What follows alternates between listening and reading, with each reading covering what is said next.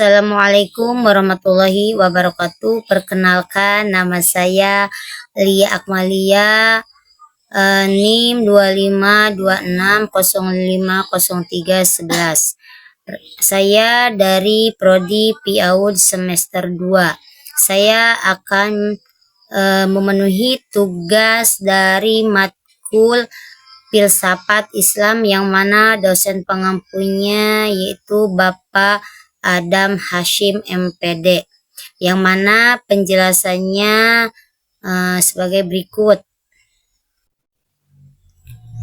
Analisis Undang-Undang Nomor 20 Tahun 2003 tentang Sistem Pendidikan Nasional dalam perspektif landasan filosofis pendidikan Islam. Undang-Undang Nomor 20 Tahun 2003 tentang Sistem Pendidikan Nasional, Undang-Undang Sisdiknas, merupakan landasan hukum utama penyelenggaraan pendidikan di Indonesia. Undang-undang ini menegaskan bahwa pendidikan nasional bertujuan untuk mengembangkan potensi peserta didik agar menjadi manusia yang beriman dan bertakwa kepada Tuhan Yang Maha Esa, berakhlak mulia, sehat, berilmu, cakap, kreatif, mandiri, demokratis, dan bertanggung jawab.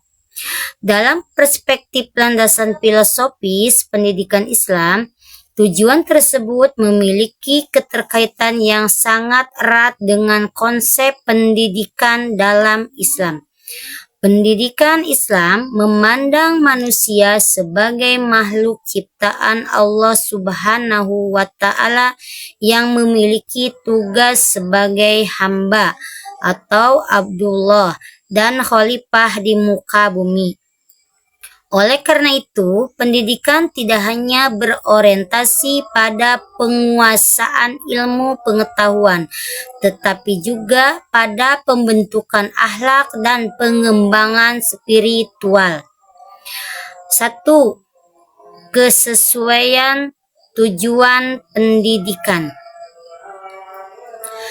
Pasal 3 Undang-Undang Nomor 20 Tahun 2003 menyatakan bahwa pendidikan nasional bertujuan mengembangkan peserta didik menjadi manusia yang beriman, bertakwa, dan berakhlak mulia. Hal ini sejalan dengan tujuan pendidikan Islam, yaitu membentuk insan kamil, manusia paripurna yang memiliki keseimbangan antara aspek jasmani, akal, dan rohani. Pendidikan Islam menempatkan iman dan takwa sebagai pondasi utama dalam proses pendidikan sehingga adanya rasa beriman dan bertakwa kepada Tuhan Yang Maha Esa, menunjukkan bahwa Undang-Undang Sisdiknas mengakomodasi nilai-nilai religius dalam sistem pendidikan nasional. Yang kedua, landasan filosofis tentang hakikat manusia. Pendidikan Islam memandang manusia sebagai makhluk yang memiliki fitrah, yaitu potensi bawaan yang harus dikembangkan melalui pendidikan. Undang-Undang Sisdiknas juga menegaskan pentingnya pengembangan potensi peserta didik secara menyeluruh. Dengan demikian, undang-undang ini tidak hanya berorientasi pada aspek intelektual, tetapi juga memperhatikan perkembangan moral, sosial, dan spiritual peserta didik. Yang ketiga, pendidikan sebagai sarana pembentukan akhlak. Salah satu tujuan utama pendidikan Islam adalah pembentukan akhlakul karimah. Dalam Undang-Undang Sisdiknas, pembentukan watak dan peradaban bangsa yang bermartabat menjadi fungsi pendidikan nasional.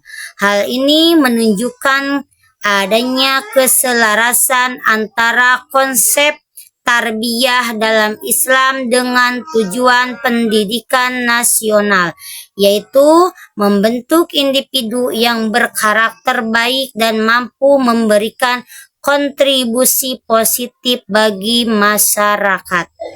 Yang keempat, prinsip keseimbangan dalam pendidikan, yaitu landasan filosofis pendidikan Islam menekankan keseimbangan antara ilmu agama dan ilmu umum. Undang-Undang Nomor 20 Tahun 2003 memberikan ruang bagi penyelenggaraan pendidikan agama dan pendidikan keagamaan sebagai bagian dari sistem pendidikan nasional. Hal ini menunjukkan bahwa negara mengakui pentingnya integrasi antara pengetahuan, keterampilan, dan nilai-nilai keagamaan dalam membentuk sumber daya manusia yang unggul. Terus yang kelima, kritik dan tantangan implementasi, yaitu meskipun secara filosofis Undang-Undang Nomor 20 Tahun 2003 sejalan dengan pendidikan Islam, implementasinya masih menghadapi berbagai tantangan. Praktik pendidikan di Indonesia seringkali lebih menitik beratkan pada pencapaian akademik dan hasil ujian dibandingkan pembentukan karakter dan akhlak. Selain itu, masih terdapat kesenjangan kualitas pendidikan antar daerah dan belum optimalnya integrasi nilai-nilai Islam dalam proses pembelajaran di beberapa satuan pendidikan. Terus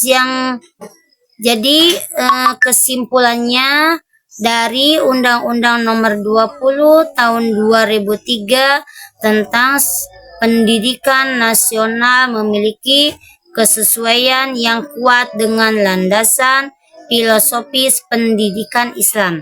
Hal ini tercermin dalam tujuan pendidikan yang menekankan keimanan, ketakwaan, akhlak mulia, serta pengembangan potensi manusia secara utuh. Namun, tantangan terbesar terletak pada implementasinya, yaitu bagaimana seluruh komponen pendidikan mampu mewujudkan tujuan tersebut secara nyata sehingga dapat menghasilkan generasi yang cerdas, berkarakter, dan berakhlak mulia sesuai dengan cita-cita pendidikan Islam. Terima kasih penjelasan dari saya. Mohon maaf yang sebesar-besarnya. Wassalamualaikum warahmatullahi wabarakatuh.